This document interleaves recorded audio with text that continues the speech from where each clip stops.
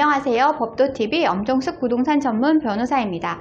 오늘은 재소전 하에 재신청이 필요한 3가지 경우에 관한 내용입니다. 경험이 적은 건물주들은 재소전 하에를 다시 신청해야 하는 상황에 대해 잘 모르는 경우가 많습니다.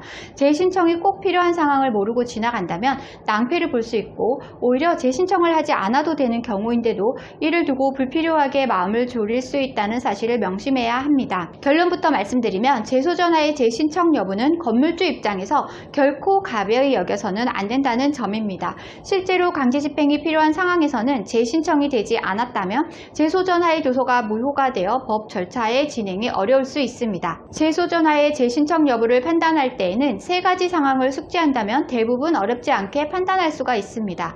법률 용어가 어려운 분들을 위해 용어 설명부터 하고 갈게요. 재소전하에란 소송을 제기하기 전 하해를 한다는 뜻으로 법원에서 성립 결정을 받는 제도입니다. 하해 조서가 성립되면 강제집행의 효력을 가집니다. 주로 상가임대차 관계에서 많이 활용됩니다. 오늘 주제에 이어서 설명드립니다. 재소전 하해가 꼭 필요한 첫 번째 경우는 계약 당사자가 달라졌을 때입니다. 계약 당사자는 당연히 임대차 계약을 맺은 건물주와 세입자를 뜻합니다. 세입자가 바뀌는 경우는 계약기간이 끝나는 당연한 상황이 있지만 세입자의 지인이 점포를 이어받아 장사를 하거나 세입자의 자녀가 점포를 이어받을 때에도 계약 당사자가 달라졌기 때문에 재소전 하에 재신청이 필요합니다. 재소전 하에 재신청이 필요한 두 번째 경우는 점포 형태가 달라졌을 경우입니다. 가령 1층 1호실만 임차한 세입자가 추후 2호실까지 임차해 점포 규모를 늘리는 경우가 대표적입니다. 세입자가 하해 조항을 위반하여 강제집행을 진행할 때 법원의 집행관은 재소전 하에 특정된 점포 내에서만 강제집행을 진행합니다.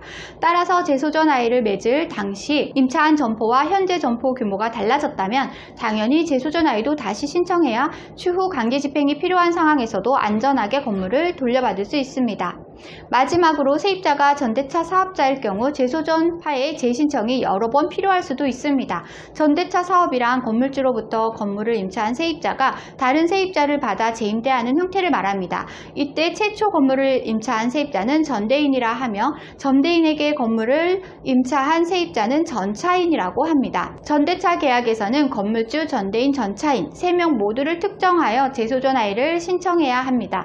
전대인이 1명의 전차인만 받고 끝나는 경우가 아닌 이상 전차인이 바뀔 때마다 재소전 하에는 다시 신청해야 추후 문제를 예방할 수 있습니다. 오늘은 재소전 하에 재신청이 필요한 3가지 경우에 관한 내용을 설명드렸습니다.